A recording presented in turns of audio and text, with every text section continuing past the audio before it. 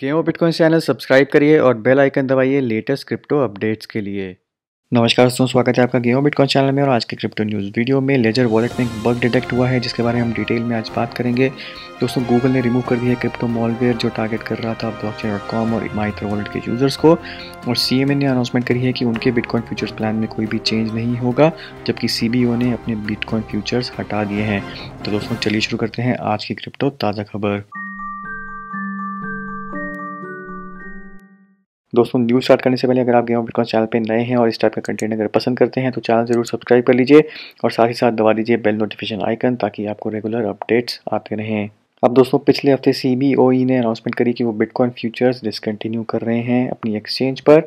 जो भी उनका करंट कॉन्ट्रैक्ट चल रहा है वो जब जून में एक्सपायर हो जाएगा, उसके बाद कोई भी नया कॉन्ट्रैक्ट बिटकॉइन फ्यूचर्स का नहीं आएगा। वहीं सीएमई ने कहा है कि वो अपने बिटकॉइन फ्यूचर्स जारी रखेंगे, यानी कि सीबीओई के इस पुल बैक से कोई भी इम्पैक्ट नहीं पड़ेगा सीएमई के फ्यूचर्स पे। तो सीबीओई ने जो अनाउंसमेंट करी उसमें उन्होंने कहा कि CFE is assessing its approach with respect to how it plans to continue to offer digital assets derivatives for trading. While it considers its next steps, CFE does not currently intend to list additional XBT futures contracts for trading. इसके अलावा यहाँ पे CBOE ने कोई भी और statement नहीं करी, उन्होंने कोई रीज़न नहीं बताया कि ऐसा वो क्यों कर रहे हैं। पर मार्केट के लिए बिल्कुल भी सरप्राइजिंग नहीं था, क्योंकि CME की जो ट्रेडिंग वॉल्यूम है वो अप्रॉक्सीमेटली CBOE की जो वॉल्यूम है उससे डबल से भी ज़्यादा है। तो यहाँ पे आप देख सकते हैं एज ऑफ मार्च 14 CME की जो बिटकॉइन फ्यूचर्स की ट्रेडिंग वॉल्यूम है वो 4666 कॉन्ट्रैक्ट्स है कंपेयर टू 2089 कॉन्ट्रैक्ट्स जो हैं सीबीओई के। इसके अलावा कुछ और रीजंस जो यहाँ पे दिए गए हैं वो ये हैं कि सीएमई ने जब अपना प्रोडक्ट लॉन्च किया था तो it was available to a larger group of traders from the very beginning compare to CBOE जिन्होंने अपना बहुत लिमिटेड बेस रखा था।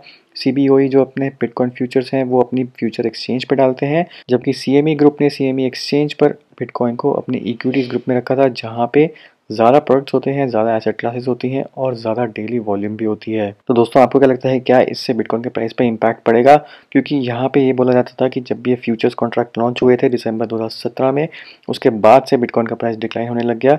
हालांकि यहाँ सीएमई जो अपने फ्यूचर्स हैं वो कंटिन्यू रखेगा, पर एटलीस्ट सीबीओई की जो भी वॉल्यूम थी वो वहाँ से ख़त्म हो जाएगी और हो सकता है कि कुछ कम इम्पैक्ट पड़े बिटकॉइन के प्राइस पे। अब आपकी क्या राय है इसके बारे में, नीचे कमेंट्स में लिख के ज़रूर बताइए। अब दोस्तों चलते हैं अपनी अगली न्यूज़ पर। यहाँ पे गूगल ने डिलीट कर दिया है क्रिप्टो मालवेयर जो टारगेट कर रहा था blockchain.com और माइथर वॉलेट यूजर्स को। तो दोस्तों, आगे बढ़ने से पहले सबसे पहले आपको वार्निंग देना चाहूँगा कि गूगल क्रोम एक्सटेंशंस जब भी आप इंस्टॉल करते हैं तो हमेशा ट्रस्टेड डेवलपर से ही इंस्टॉल करिए। किसी भी थर्ड पार्टी एक्सटेंशन को बिना कुछ सोचे समझे इंस्टॉल मत करिए, क्योंकि बहुत आसान है गूगल एक्सटेंशंस के थ्रू टारगेट करना आपका पीसी। और हैकर्स ने ये बार बार ये मेथड यूज़ किया है और आगे भी करते रहेंगे जब तक कि गूगल क्रोम के जो एक्सटेंशंस हैं उनको सेफ़ नहीं बना दिया जाता, यानी कि गूगल स्टोर उनको केयरफुली एनालाइज और मॉनिटर नहीं करना शुरू कर देता। तो यहाँ पे जो गूगल क्रोम ब्राउज़र की एक्सटेंशन थी जिसको हटा दिया गया है वो एक फेक एयर ड्रॉप थी, जिसमें बोला जा रहा था, जिसमें क्लेम किया जा रहा था कि वो भी उस एयर ड्रॉप को कंडक्ट कर रहा है। तो जो क्रोम ब्राउज़र एक्सटेंशन है उसका नाम था नो कॉइन, और ऑलरेडी जब गूगल ने रिमूव किया 230 लोग उसको ऑलरेडी इंस्टॉल कर चुके थे। अब दोस्तों, हैकर्स काफ़ी सोफिस्टिकेट होते जा रहे हैं और बिल्कुल आसानी से नहीं बताया जा सकता है कि जो भी आप ऐप इंस्टॉल कर रहे हैं या कोई भी एक्सटेंशन इंस्टॉल कर रहे हैं वो जेन्युइन है कि नहीं, क्योंकि इस एक्सटेंशन में भी जो इसका मेन पर्पस था एक्सटेंशन का कि क्रिप्टो जैकिंग स्क्रिप्ट्स को आइडेंटिफाई करना, तो ऐसा लग रहा था देख के, यूआई देख के, कि वो डिटेक्ट कर रहा है और उसको रिमूव भी कर रहा है। बट बैकग्राउंड में जो उनका मेन चीज़ थी वो ये थी कि वो आपसे मांग रहे थे प्राइवेट कीज़ वॉलेट्स की, माइथर वॉलेट और blockchain.com की। अब दोस्तों, यहीं पे आपका रेड फ्लैग आ जाता है। कोई भी एक्सटेंशन, कोई भी सॉफ्टवेयर अगर आपकी प्राइवेट कीज़ मांगता है अपार्ट फ्रॉम जो ऑफिशियल वॉलेट्स होते हैं उनको छोड़ के, तो आपको वहीं पे सतर्क हो जाना चाहिए और उसको अनइंस्टॉल कर दीजिए, क्योंकि किसी भी और सॉफ्टवेयर को आपकी प्राइवेट कीज़ की ज़रूरत नहीं है। और ख़ासकर किसी भी एयर ड्रॉप में आप पार्टिसिपेट करते हैं तो वहाँ पे तो आपको प्राइवेट कीज़ बिल्कुल भी नहीं देनी। तो जब भी आपको कोई एयर ड्रॉप ऑफर करे और आपसे प्राइवेट कीज़ मांगे तो मतलब समझ लीजिए कि वो एक 100% स्कैम है। अगर एयर ड्रॉप जेन्युइन है तो वो आपसे सिर्फ आपका पब्लिक एड्रेस मांगेंगे और ऑटोमेटिकली वहाँ पे एयर ड्रॉप हो जाएगी कॉइन्स की। उसके अलावा आपको कोई भी एक्शंस लेने की ज़रूरत नहीं होती। बट इस चीज़ का हमेशा ध्यान रखिए कि एयर ड्रॉप्स में पार्टिसिपेट करने के लिए या कोई भी एक्सटेंशन इंस्टॉल करते हैं आप अपनी प्राइवेट कीज़ बिल्कुल भी मत डालिए। और दोस्तों, साथ ही साथ जो भी वर्थवाइल एयर ड्रॉप्स होती हैं, जो भी जेन्युइन एयर ड्रॉप्स होती हैं, उनको सारा मीडिया कवर करता है। ट्विटर पे आपको देखने को मिलती हैं, फेसबुक पे आपको मिलता है, टेलीग्राम पे या फिर यूट्यूब चैनल्स उसको कवर करते हैं। तो हमेशा उन्हीं एयर ड्रॉप्स में पार्टिसिपेट करिए जिसकी आपको 100% गारंटी हो।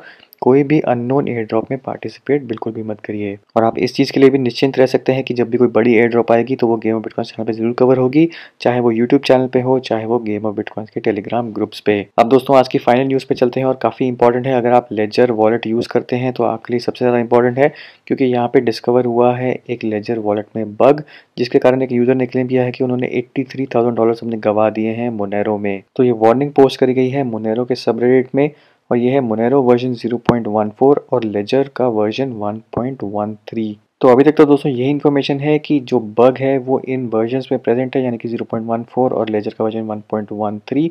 तो अगर आप ये वर्जन स्पेसिफिकली यूज़ कर रहे हैं तो अपना लेजर वॉलेट ज़रूर अपडेट कर लीजिए। तो ये बग क्या है, बेसिकली ये इनकरेक्टली प्रोसेस करता है चेंज ट्रांजैक्शंस को। तो बहुत ही सिंपल भाषा में अगर दोस्तों मैं आपको समझाऊं तो अगर आपके पास मल्टीपल जगह से बिटकॉइंस आए हैं और मान लीजिए आपके पास 2 बिटकॉइंस आए हैं मल्टीपल सोर्स से और आपने किसी को भेजा 1 बिटकॉइन, तो जो 2 के 2 बिटकॉइन है वो पूरे के पूरे एक चेंज एड्रेस पे जाएंगे और वहाँ से कट के 1 बिटकॉइन चला जाएगा दूसरे एड्रेस पे जहाँ पे आप ट्रांसफ़र कर रहे हैं और बाकी के आपके पास वापस एड्रेस में आ जाएंगे।